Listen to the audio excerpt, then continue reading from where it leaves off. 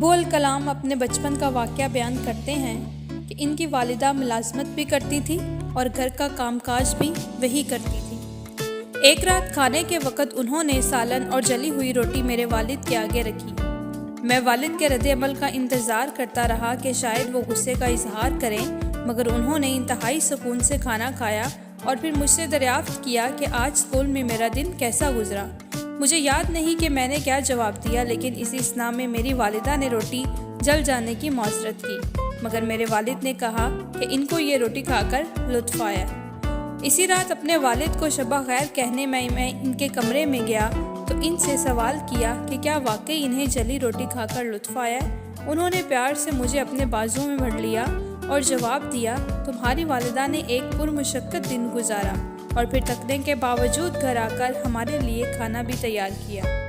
ایک جلی ہوئی روٹی کچھ نقصان نہیں پہنچاتی، مگر تلخ رد عمل اور بد زبانی جذبات کو مجروح کرتی ہیں۔ میرے بچے، زندگی بے شمار ناپسندیدہ اشیاء اور شخصیت سے بھری ہوئی ہے۔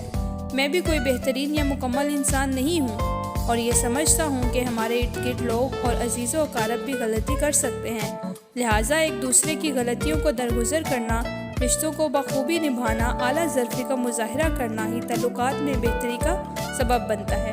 زندگی اتنی مختصر ہے کہ اس میں معذرت اور پچھتاووں کی کوئی گنجائش نہیں ہونی چاہیے۔